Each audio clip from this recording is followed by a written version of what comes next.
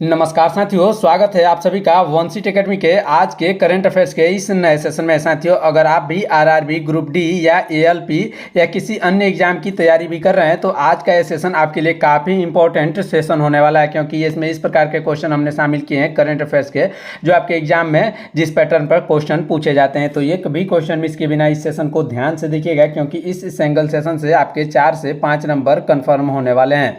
तो चलिए शुरू करते हैं बिना किसी देरी के अपने पहले क्वेश्चन के साथ। हमारा पहला क्वेश्चन है, हाल ही में भारत सरकार ने साइक्लोन दिवाह के बाद श्रीलंका की मदद के लिए कौन सा ऑपरेशन शुरू किया? कौन सा साइक्लोन, जो साइक्लोन दिवाह आया था श्रीलंका में, उसके लिए कौन सा ऑपरेशन शुरू किया गया? तो इसका सही आंसर हो जाएगा ऑपरेशन सागर बंधु। ऑप्शन नंबर बी साथियों, ऑपरेशन सागर बंधु इसका बिल्कुल करेक्ट आंसर हो जाएगा। इसको आप याद करेंगे। और आपके लिए श्रीलंका भारत का निकटतम समुद्री पड़ोसी है, जो है भारत का निकटतम समुद्री पड़ोसी कौन सा है? जो है श्रीलंका है। और मन्नार की खाड़ी इसे भारत से अलग करती है। कौन सी? मन्नार की खाड़ी। याद रखेंगे, ये क्वेश्चन आपके एग्जाम में बार बार पूछा जाता है। मन्नार की खाड़ी जो है इसे अलग करती है भारत और श्रीलंका के समुद्री बॉर्डर को। अगले प्रश्न की तरफ बढ़ते हैं, ध्यान दीजिएगा। भारत सरकार द्वारा ईरान में फंसे नागरिकों के लिए कौन सा ऑपरेशन चलाया गया? बहुत ही इंपॉर्टेंट प्रश्न रहेगा यह कि ईरान में फंसे नागरिकों के लिए कौन सा ऑपरेशन चलाया गया। इसका सही आंसर हो जाएगा ऑपरेशन सिंधु। क्या? ऑपरेशन सिंधु साथियों इसका बिल्कुल करेक्ट आंसर हो जाएगा। अगर बात करें ईरान की राजधानी, तो ईरान की जो राजधानी है वह तेहरान है। याद रखेंगे, कहाँ है? ईरान की राजधानी तेहरान है। और इसकी मुद्रा कौन सी है? टोमान, जो आपके एग्जाम में बार बार पूछा जाती है। टोमान इसकी मुद्रा है, इसको आप याद जरूर रखिएगा। चलिए अपने नेक्स्ट प्रश्न की तरफ बढ़ते हैं, ध्यान दीजिएगा। हाल ही में इजराइल द्वारा ईरान के खिलाफ कौन सा ऑपरेशन चलाया गया? बहुत ही इंपॉर्टेंट प्रश्न रहेगा। इजराइल द्वारा ईरान के खिलाफ ऑपरेशन लायंस रोर, कौन सा? Option number A operation Lions roar साथियों चलाया गया। ऑप्शन नंबर ए साथियों इसका बिल्कुल करेक्ट आंसर हो जाएगा। इजराइल की संसद का नाम नेसेट है, जो आपकी पिछली परीक्षा में पूछा गया था। इजराइल की संसद का नाम क्या है? नेसेट। याद रखिएगा, नेसेट, जो आपकी कई बार परीक्षाओं में पूछा जाता है। इसको आप याद जरूर रखिएगा। अगले प्रश्न की तरफ बढ़ते हैं, बहुत ही इंपॉर्टेंट प्रश्न रहेगा। हाल ही में यूएसए ने ईरान के खिलाफ कौन सा ऑपरेशन चलाया है? यूएसए ने जो ऑपरेशन चलाया है उसका नाम है ऑपरेशन एपिक फ्यूरी। क्या नाम है? ऑपरेशन एपिक फ्यूरी साथियों। ऑप्शन नंबर सी इसका बिल्कुल करेक्ट आंसर हो जाएगा। इसको आप याद जरूर रखिएगा। इस सैन्य अभियान को अमेरिका वायुसेना, कौन सा? इसका सही आंसर हो जाएगा ऑप्शन नंबर सी। और अगर बात करें अमेरिका के राष्ट्रपति इस समय कौन है, आप हमें कमेंट में बताएंगे। अगला प्रश्न देखते हैं। गोवा में आयोजित 56वें आईआईएफआई यानी इफ्फी में किस देश की फिल्म स्किन ऑफ यूथ को, कौन सी? स्किन ऑफ यूथ को गोल्डन पीकॉक अवार्ड मिला। यह अवार्ड मिला किसके? श्रीलंका के फिल्म, श्रीलंका की जो फिल्म है स्किन ऑफ यूथ, इसको यह पुरस्कार मिला गया। 56वें International Film Festival of India यानी इफ्फी का आयोजन प्रतिवर्ष की भांति कहाँ हुआ? गोवा में। हर वर्ष की भांति इसका आयोजन कहाँ किया गया? गोवा में किया गया। इफ्फी में दिया जाने वाला, जो इफ्फी में दिया जाने वाला पीकॉक अवार्ड सर्वश्रेष्ठ फिल्म को प्रदान किया जाता है। सर्वश्रेष्ठ फिल्म को प्रदान किया जाता है। अगला प्रश्न है, भारत और मालदीव के बीच एक्वेरिन और एकथा अभ्यास कहाँ आयोजित हुआ? एक्वेरिन और एकथा, ये जो अभ्यास है ना, वह केरल में हुआ। कहाँ पर हुआ? ऑप्शन नंबर सी साथियों केरल इसका बिल्कुल करेक्ट आंसर हो जाएगा। अगर बात करें एक्वेरिन, जो एक्वेरिन है इसका मालदीवियन भाषा में अर्थ होता है मित्र। क्या होता है? इसका मालदीवियन भाषा में मित्र होता है, इसका अर्थ होता है मित्र। इसको आप याद जरूर रखिएगा। केरल के वर्तमान मुख्यमंत्री इस समय जो है पिनराई विजयन है, और यहाँ का शास्त्रीय नृत्य कथकली है। याद रखेंगे, कथकली आपके एग्जाम में बार बार पूछा जाता है। कथकली कहाँ का शास्त्रीय नृत्य है? तो केरल का, याद जरूर रखिएगा। अगला प्रश्न देखते हैं, भारतीय पुरुष हॉकी टीम ने मलेशिया में आयोजित सुल्तान अजलान शाह कप 2025 में कौन सा पदक जीता है? इन्होंने इसमें कौन सा पदक जीता है? तो इसका सही आंसर हो जाएगा रजत पदक, जो है सिल्वर मेडल। क्या हो जाएगा? सिल्वर मेडल साथियों इसका बिल्कुल करेक्ट आंसर हो जाएगा। इसको आप याद जरूर रखिएगा। इस टूर्नामेंट के फाइनल मुकाबले में बेल्जियम ने स्वर्ण पदक जीता। किसने? बेल्जियम ने। याद रखेंगे, ये क्वेश्चन आपके एग्जाम में बार बार पूछा जा सकता है कि किसने इसमें स्वर्ण पदक जीता? तो बेल्जियम ने, और भारत इसका उप विजेता रहा। अगर बात कर जाए सुल्तान अजलान कप किस खेल से संबंधित है? तो हॉकी से संबंधित है। ऐसे क्वेश्चन आपके ग्रुप डी में बार बार पूछे जाते हैं, यानी कुछ खेलों के नाम लिए जाएंगे, यानी कुछ जो है आपके कपों के नाम लिए जाएंगे और आपसे पूछा जाएगा कि यह किस खेल से संबंधित है, तो इसको याद रखेंगे। सुल्तान अजलान शाह कप यह हॉकी से संबंधित एक खेल है। अगला प्रश्न है, हाल ही में प्रधानमंत्री कार्यालय यानी पीएमओ ऑफिस का नाम बदलकर क्या कर दिया गया है? पीएमओ ऑफिस का नाम बदलकर सेवा तीर्थ कर दिया गया है। क्या किया गया है? सेवा तीर्थ इसका बिल्कुल करेक्ट आंसर हो जाएगा। भारतीय संविधान के अनुच्छेद 74 के तहत, कौन सा अनुच्छेद? अनुच्छेद 74 के तहत प्रधानमंत्री की नियुक्ति राष्ट्रपति के द्वारा की जाती है। याद रखेंगे, राष्ट्रपति के द्वारा की जाती है। किस अनुच्छेद? यानी आर्टिकल 74 के तहत। यह क्वेश्चन भी आपके एग्जाम के लिए इंपॉर्टेंट रहेगा। अगला प्रश्न है, ऑक्सफोर्ड यूनिवर्सिटी प्रेस ने किसे वर्ड ऑफ द ईयर घोषित किया है? साथियों, वर्ड ऑफ द ईयर घोषित किया है किसको? ग्रेजुएबेट को। ऑप्शन नंबर बी साथियों, ग्रेजुएबेट इसका बिल्कुल करेक्ट आंसर हो जाएगा। इसको आप याद जरूर रखिएगा। ऑक्सफोर्ड द्वारा यह शब्द आधुनिक शिक्षा और करियर के बदलते दौर को प्रदर्शित करने के लिए चुना गया है। इसको आप याद जरूर रखिएगा। अगले प्रश्न की तरफ बढ़ेंगे। बहुत ही इंपॉर्टेंट प्रश्न है, ध्यान से देखेंगे। सिर्फ 3 साल की उम्र में दुनिया की सबसे कम उम्र की फीडे रेटेड चेस प्लेयर का खिताब किसने जीता है? फीडे रेटेड चेस प्लेयर का जो खिताब जीता है वह सर्वज्ञ कुशवाहा ने जीता है। किसने? सर्वज्ञ कुशवाहा। साथियों, इसका बिल्कुल करेक्ट आंसर हो जाएगा। इसको आप याद जरूर रखिएगा। अंतर्राष्ट्रीय शतरंज महासंघ यानी फीडे, जिसे फीडे कहा जाता है, अंतर्राष्ट्रीय शतरंज महासंघ, इसका मुख्यालय कहाँ पर है? तो लुसाने में है। याद रखेंगे, इसका मुख्यालय कहाँ पर है? लुसाने में है और स्विट्जरलैंड में स्थित है। लुसाने यानी स्विट्जरलैंड में स्थित है। अगले प्रश्न की तरफ बढ़ेंगे। हाल ही में भारत और रूस के बीच हस्ताक्षरित रिलॉस एग्रीमेंट यानी रिलॉस समझौता का संबंध किससे है? रिलॉस समझौता का जो संबंध है वह किससे है? तो इसका सही आंसर हो जाएगा logistic agreement. Option number A इसका बिल्कुल करेक्ट आंसर हो जाएगा। लॉजिस्टिक एग्रीमेंट इसका बिल्कुल करेक्ट आंसर हो जाएगा। चलिए बढ़ते हैं नेक्स्ट प्रश्न की तरफ। राजस्थान में आयोजित 5वें खेलो इंडिया यूनिवर्सिटी गेम्स की अंक तालिका में शीर्ष स्थान किसे प्राप्त हुआ? इसके अंक तालिका में चंडीगढ़ यूनिवर्सिटी को शीर्ष स्थान प्राप्त हुआ। ऑप्शन नंबर डी साथियों, चंडीगढ़ यूनिवर्सिटी को इसमें शीर्ष स्थान प्राप्त हुआ। इसको आप याद जरूर रखिएगा। चंडीगढ़ यूनिवर्सिटी ने राजस्थान में संपन्न खेलो इंडिया यूनिवर्सिटी गेम्स में सर्वाधिक पदक जीतकर पहला स्थान पाया है। अगले प्रश्न की तरफ बढ़ेंगे, ध्यान दीजिएगा। हाल ही में चर्चा में रही प्रसिद्ध किताब द 11th आवर, क्या द 11th आवर किसकी रचना है? यह जो है रचना है किसकी? सलमान रुदसी की। कौन सी? सलमान रुदसी। साथियों, इसका बिल्कुल करेक्ट आंसर हो जाएगा। साथियों, सलमान रुदसी से एक संबंधित क्वेश्चन यानी एक बुक और है जो आपके बार बार एग्जाम में पूछा जाता है। किसका? उसका नाम है मिडनाइट्स चिल्ड्रेन। Midnights children. साथियों, इसको आप याद जरूर रखिएगा, जो क्वेश्चन आपके एग्जाम में बार बार पूछा जाता है। सलमान रुदसी बुकर पुरस्कार विजेता लेखक है। उनको एक बुकर पुरस्कार भी मिल चुका है। क्या मिला है? बुकर पुरस्कार मिल चुका है और यह उनके पुस्तक नए वैचारिक उपन्यासों में से एक है। अगले प्रश्न की तरफ बढ़ते हैं, ध्यान दीजिएगा। हाल ही में डिफरेंट बट नो लेस, यह जो पुस्तक है किसने लिखी है? इस पुस्तक को लिखा है अनुपम खेर ने। किसने? ऑप्शन नंबर सी अनुपम खेर। साथियों, इसका बिल्कुल करेक्ट आंसर हो जाएगा। अगले प्रश्न की तरफ बढ़ते हैं, ध्यान दीजिएगा। यूनेस्को की इंसानियत की अमूर्त सांस्कृतिक विरासत की सूची में शामिल होने वाला भारत का 16वां सांस्कृतिक प्रतीक कौन सा है? 16वां सांस्कृतिक प्रतीक है दीपावली। कौन है? ऑप्शन नंबर डी साथियों, दीपावली इसका बिल्कुल करेक्ट आंसर हो जाएगा। इससे पहले भारत में 15वें प्रतीक के रूप में गुजरात के गरबा नृत्य को शामिल किया गया था। यानी गरबा नृत्य जो कि 15वां जो है सांस्कृतिक प्रतीक था जो यूनेस्को में शामिल हुआ था। अब 16वां कौन बना है? दीपावली। इसको आप याद रखेंगे। अगले प्रश्न की तरफ बढ़ेंगे। यूनेस्को की विश्व धरोहर सूची में शामिल होने वाला 44वां स्थल भारत का कौन सा है? भारत का 44वां स्थल जो है वो मराठा मिलिट्री लैंडस्केप है। कौन सा है? Option number A Maratha military landscape. साथियों, इसका बिल्कुल करेक्ट आंसर हो जाएगा। इसको आप याद जरूर रखिएगा।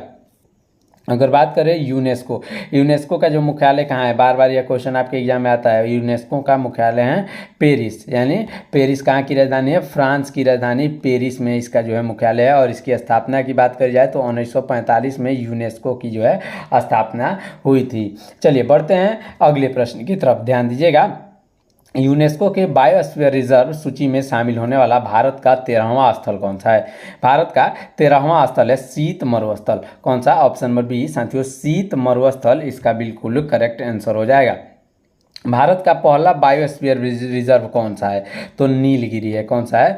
नीलगिरी जो है भारत का पहला जो है बायोस्फीयर रिजर्व है, जिसके जो कब बना था? 1986 में। याद रखिएगा 1986 में बना था, जो तमिलनाडु, केरल और कर्नाटक इन 3 राज्यों में जो है फैला हुआ है। अगला प्रश्न है, यूएनईपी द्वारा वर्ष 2025 का champion of the earth award किसे प्रदान किया गया? बहुत ही इंपॉर्टेंट प्रश्न रहेगा यह। आपके एनटीपीसी में यह क्वेश्चन आपके पूछा गया था कि champions of the earth award, यह अवार्ड किसे मिला? तो सुप्रिया साहू को मिला। ऑप्शन नंबर डी साथियों, सुप्रिया साहू इसका बिल्कुल करेक्ट आंसर हो जाएगा। चलिए बढ़ते हैं अगले प्रश्न की तरफ, ध्यान दीजिएगा। भारत के पहले स्वदेशी हाइड्रोजन फ्यूल सेल पोत को कहाँ लॉन्च किया गया? इसको लॉन्च किया गया वाराणसी में। ऑप्शन नंबर ए साथियों, वाराणसी इसका बिल्कुल करेक्ट आंसर हो जाएगा। अगर बात करें, वाराणसी जो है प्रधानमंत्री नरेंद्र मोदी का संसदीय निर्वाचन क्षेत्र है, यानी लोकसभा सीट है वहाँ का वाराणसी का।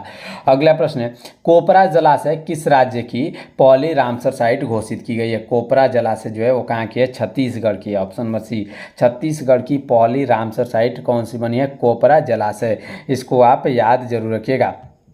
वर्तमान में भारत में कुल रामसर स्थलों की संख्या लगातार बढ़ रही है और सर्वाधिक साइट्स कहाँ पर है? तमिलनाडु में। और इसके साथ रामसर साइट्स की कुल संख्या इस समय 100 हो चुकी हैं। कितनी हो चुकी हैं? 100 हो चुकी हैं। अगले प्रश्न की तरफ बढ़ते हैं, ध्यान दीजिएगा। भारत में आयोजित स्क्वैश वर्ल्ड कप 2025 का खिताब किस देश ने जीता है? स्क्वैश वर्ल्ड कप 2025 यह खिताब जीता है किसने? भारत ने। ऑप्शन नंबर डी साथियों, भारत इसका बिल्कुल करेक्ट आंसर हो जाएगा। स्क्वैश खेल बंद कोर्ट में रैकेट और रबर की छोटी गेंद के साथ खेला जाता है। किसके?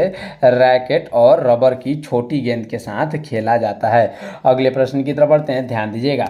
हाल ही में भारत के मुख्य चुनाव आयुक्त कौन बनाए गए हैं? मुख्य चुनाव आयुक्त कौन बनाए गए हैं? तो इसका सही आंसर क्या हो जाएगा? याद रखेंगे, इसका सही आंसर हो जाएगा, सॉरी साथियों, इसका सही आंसर क्या हो जाएगा? राजकुमार गोयल जो है मुख्य सूचना आयुक्त बने हैं। मुख्य चुनाव आयुक्त की अगर बात कर जाए तो मुख्य चुनाव आयुक्त हैं ज्ञानेश कुमार। कौन है? ज्ञानेश कुमार इस समय मुख्य चुनाव आयुक्त हैं। अगर मुख्य सूचना आयुक्त की बात कर जाए तो ये हैं राजकुमार गोयल। कौन है? राजकुमार गोयल। चलिए बढ़ते हैं अगले प्रश्न की तरफ, ध्यान दीजिएगा। प्रधानमंत्री नरेंद्र मोदी को किस देश के सर्वोच्च नागरिक सम्मान द ग्रेट ऑनर ऑफ निशान से सम्मानित किया गया है? द ग्रेट ऑनर ऑफ निशान से सम्मानित किया गया है। किसको? नरेंद्र मोदी को। यह कहाँ का है सम्मान? यह इथोपिया का सम्मान है। कहाँ का है? इथोपिया इसका बिल्कुल करेक्ट आंसर हो जाएगा। इथोपिया की राजधानी, बार बार यह आपके एग्जाम में पूछा जाता है कि इथोपिया की राजधानी क्या है, तो याद रखेंगे अदीस अबाबा।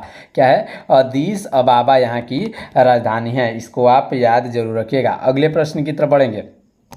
हाल ही में चर्चा में रहा वीबीजी रामजी मिशन का संबंध किससे है? वीबीजी रामजी का मिशन का जो संबंध है वह किससे है? तो ऑप्शन नंबर ए यानी विकसित भारत गारंटेड रोजगार आजीविका मिशन ग्रामीण।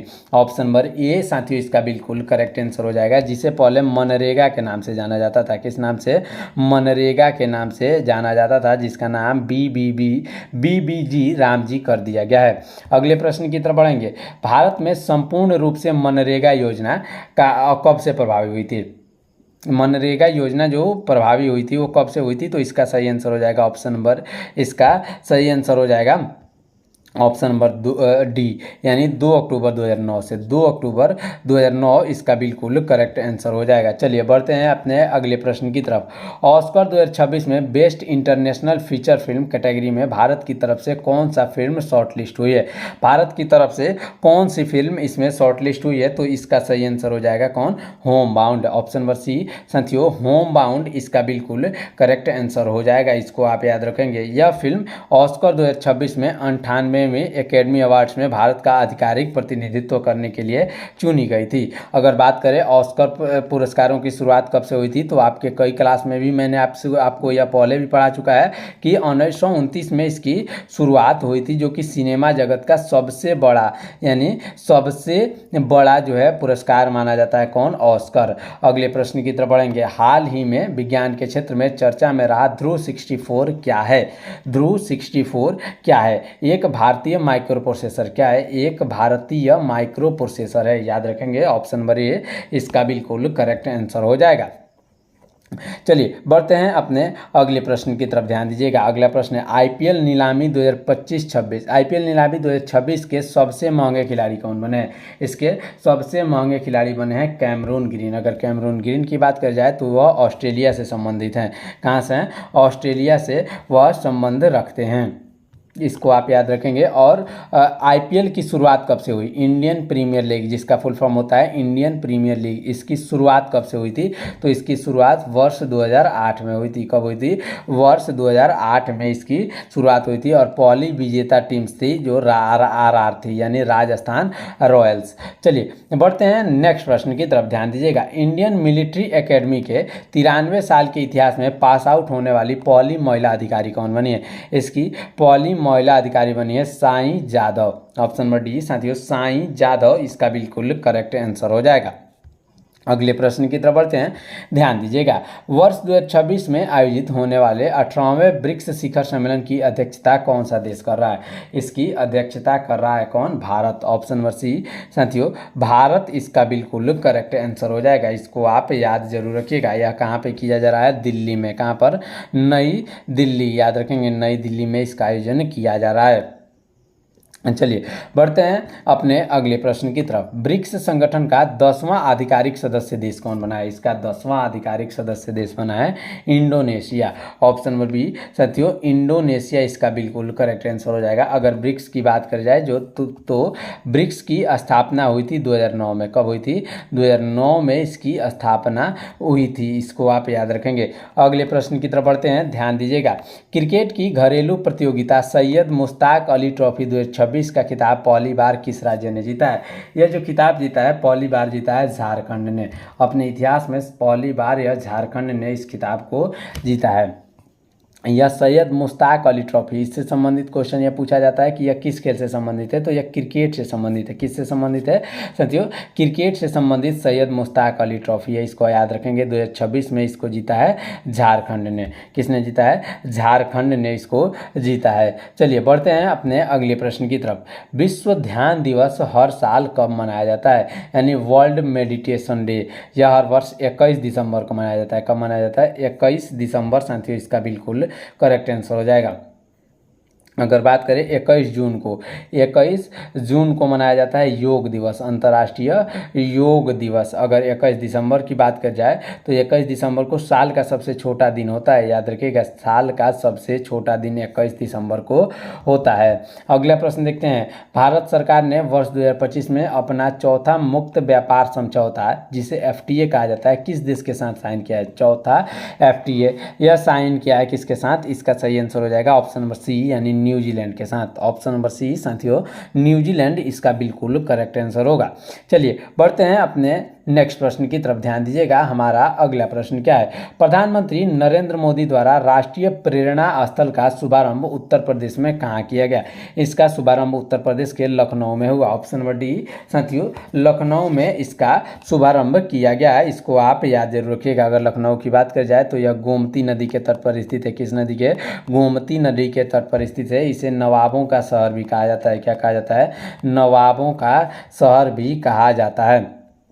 चलिए बढ़ते हैं नेक्स्ट प्रश्न की तरफ, ध्यान दीजिएगा। नेक्स्ट प्रश्न है, हाल ही में दिवंगत हुए विनोद कुमार शुक्ल किस राज्य के पहले ज्ञानपीठ पुरस्कार विजेता, जो कि उन्होंने 59वां पुरस्कार जीता था, बने थे? तो इसका सही आंसर हो जाएगा Chhattisgarh. Option number C Chhattisgarh साथियों, इसका बिल्कुल करेक्ट आंसर हो जाएगा। इसको आप याद जरूर रखिएगा।